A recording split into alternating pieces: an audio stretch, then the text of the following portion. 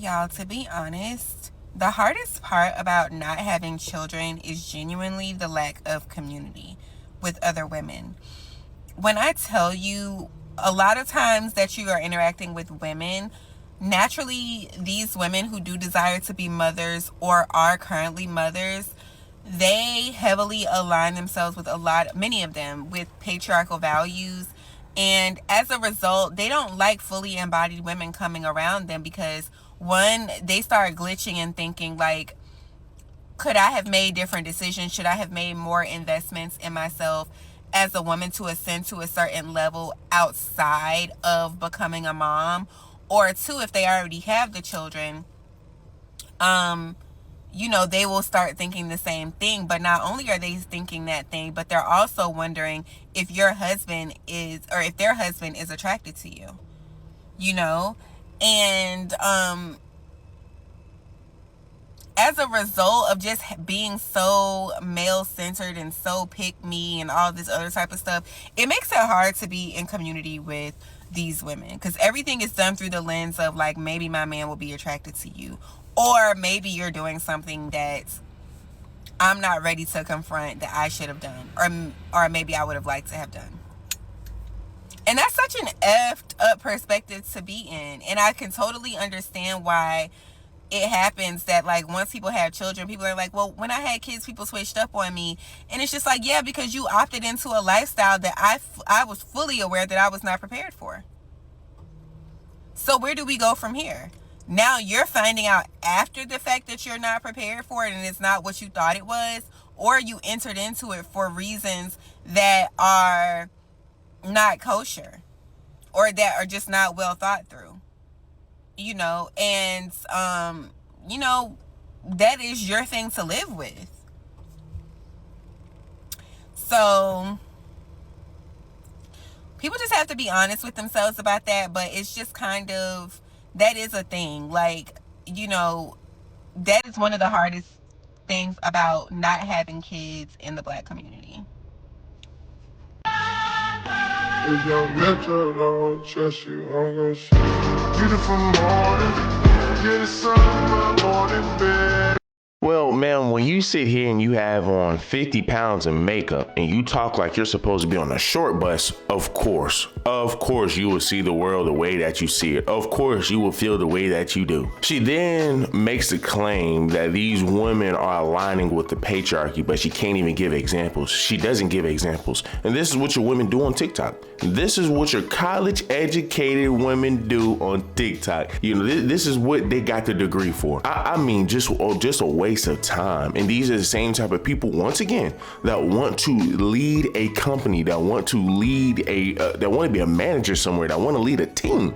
But it's like, ma'am, look at how you think. Look at how you think. You're sitting here, you're projecting, you're throwing claims that don't make sense. You can't back up anything that you're saying. And it's just like, but this is a trend on TikTok, and it's been a trend on TikTok for years, where women can just sit here and just build false narratives, not be able to back it up, not be able to defend it. And then it's just sad because, once again, it just leaves men super vulnerable, right? It leaves your women who they claim to be women's women, right? It leaves these other women vulnerable, right? Vulnerable meaning that, hey man, listen, they want to simply just state their opinion, state how they feel, show other women, hey, this life is actually not that bad, right? They make it bad because, of course, they struggle with getting a man and they struggle with keeping a man, but this lifestyle is really not that bad.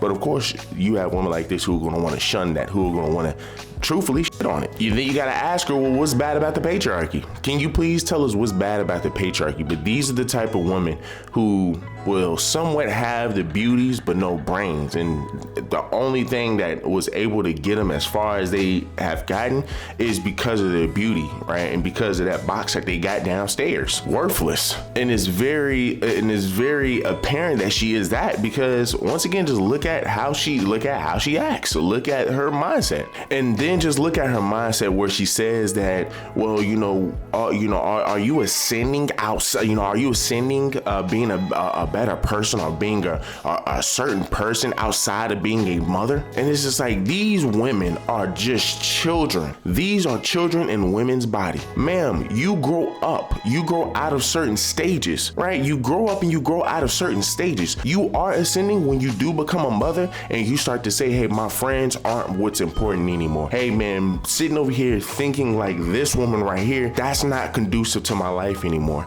Hey, becoming an adult, and it's just almost like, here is a great example of this, right? Here's a great example of what she might be experiencing, right? And I'm talking about, she's the bad part. She is the negative experience, right? She is the negative experience. I've been listening to Alan Watts, right? I've been listening because there's so many pages, man, that that be having these videos of Alan Watts, right? But here's a video where he's talking about awakening, right? And part of an awakening is isolation, being alone, understanding that, hey, man, listen, there's going to be once you start to grow up, once you start to become mature, once you start to distance yourself, because a lot of us go through this, right?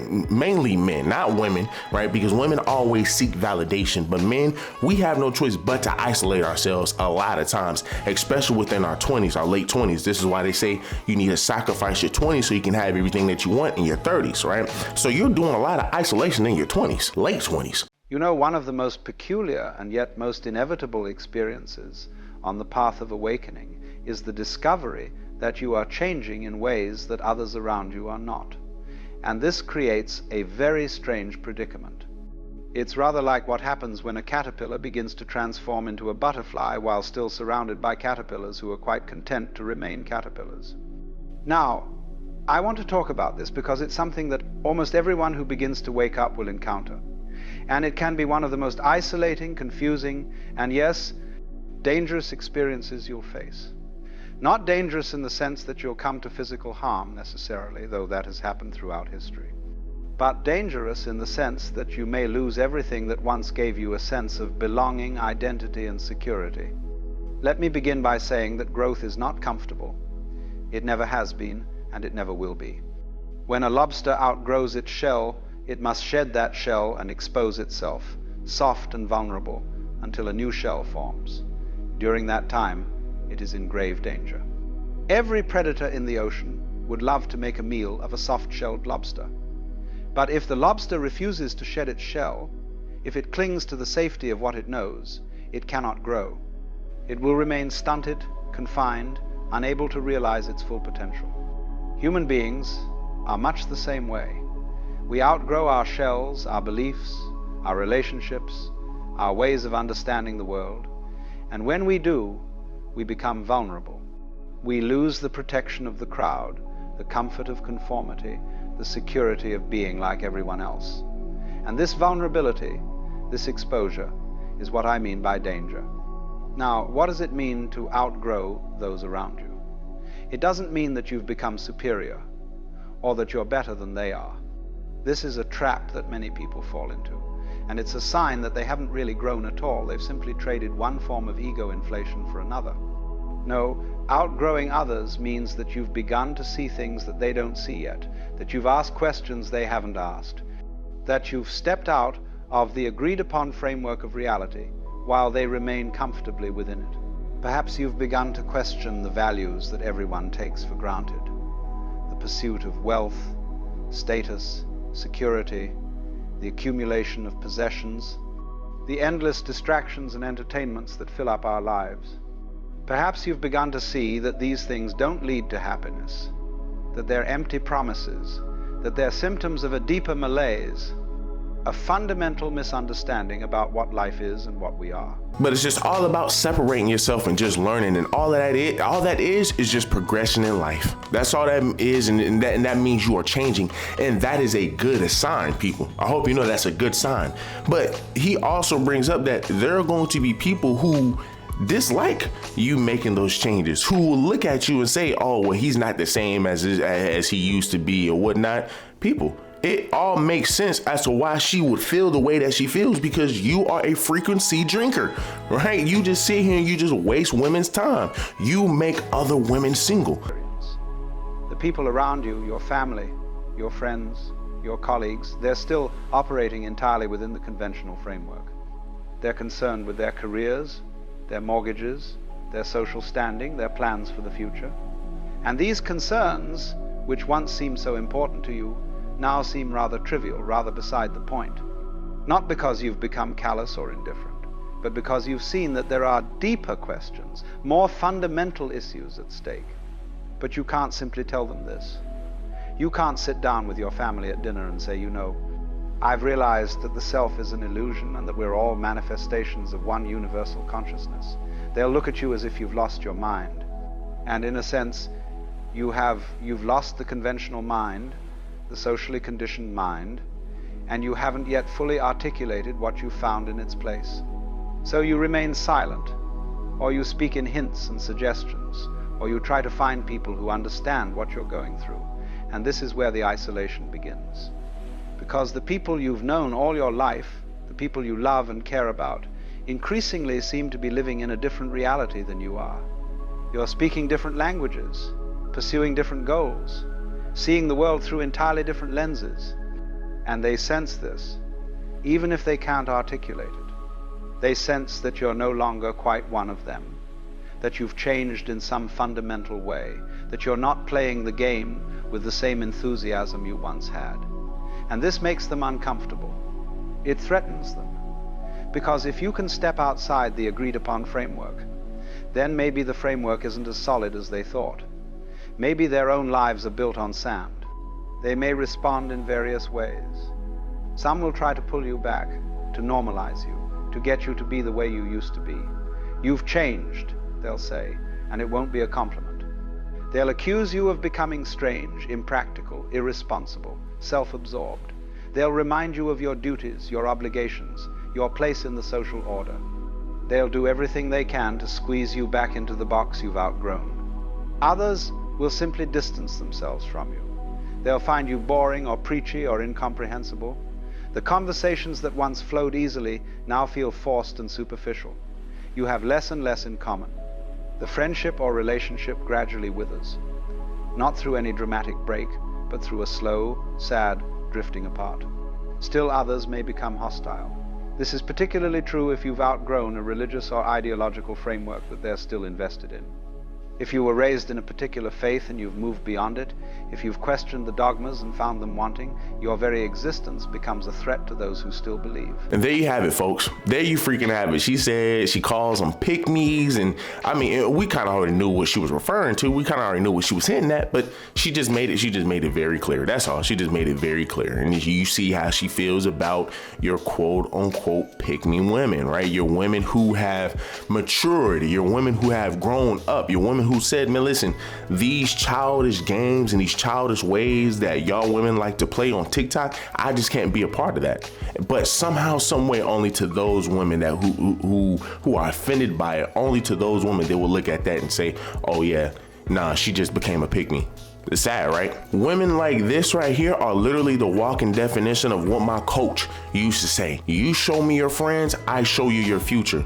This is why you will have a bunch of pick-me's. You're a bunch of your pick-me's who will hear that and say, okay, that would make sense as to why when I isolated myself from these women wanted to gravitate towards me, gravitate away from me because they don't like the progression that I'm making. Like literally, that's literally what you will see when you decide to grow up, and you will start to see a bunch of your friends start to fall off because, as I know why I said, these people will look at you changing and awakening as a threat to their reality. Let's just keep it a bean, because a lot of times when you are progressing in life, you are making changes, other people will make the changes with you when they really want to. So when you look at somebody who is like her, right, and I would say that's most of you women that's on TikTok, they don't want to make changes. That's why, they jump on TikTok to cry and complain about the stories, right? But once again, man, you just got to make the changes, bottom line, right? You got to make the changes, and that's what she did, right? But these women, they don't want to make the changes. This is why they constantly on TikTok crying and complaining about the very same men that they choose to deal with. She just wants you to be single. And by the way, people, this is all in this woman's head. Everything she is saying is just emotions and feelings. Nothing to back it up why she feels the way that she feels. She has no proof. She just comes on here just like every other brain dead sister, man, just to talk about some bullshit that don't make no sense. Like, think about it. Look at how many people can lie and misinterpret something and run with a false narrative and build a false narrative, because that's what she did.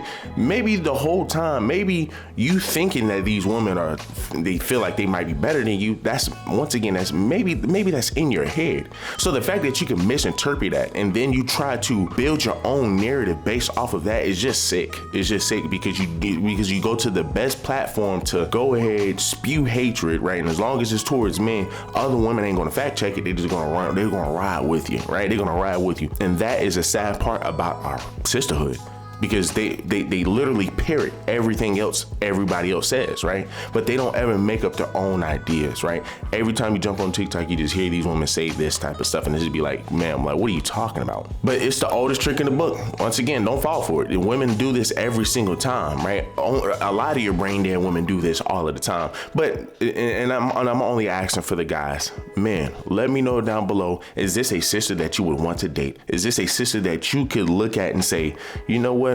If I have children with her, my kids will really be smart because of her. Just look at these videos, guys. Y'all really think somebody is lying when they tell y'all the easiest way to keep a man, since that is what so many women are hyper fixated on right now? The easiest way to keep a man is to not care if he's kept. That's the easiest way to keep a man. Genuinely, you have to detach. You have to be so into you and everything that you have going on that you just don't care whether he comes or goes. He's going to feel that. And so every day as a result, it's going to be him trying to prove to you that he needs to remain in your life. The only way this works is if you actually do have things going on in your life and you're not making your life revolve around being a good girlfriend or being a good wife. Like, have other things going on. I don't know how many people need to tell you guys this, but stop talking about men so much, because they're not even that interesting. It was like when I just woke up to the fact that I was the prize in the relationship and it wasn't something like that was like some huge success story just because I have a boyfriend or I have a husband or a fiance or whatever. Like, it doesn't mean anything. Y'all, life is really great. I just made my Costco pho. I'm watching Love Island. My house is actually kind of messy, but I don't have anyone yelling at me to clean it up. Life is really, really good. Did you ever notice that? How many really stupid people you run into during the day? God damn, there's a lot of stupid bastards walking around. Y'all guys let me know right now if that sister's elevator go all the way up to the top. I don't think it does. I don't think it does. But I'm telling y'all right now, TikTok is flooded with women who are just like that. TikTok is flooded with women who are just like that. TikTok is flooded with sisters who are just like that. They will sit here and have you could just tell this woman does not add any value. You could tell she belongs on a short bus, but yet these are the only things that they can come up with in their brain. It's just sad, man. But welcome to our sisterhood. Do me a huge favor, leave me a like, leave me a comment, subscribe to the channel. Till the next one.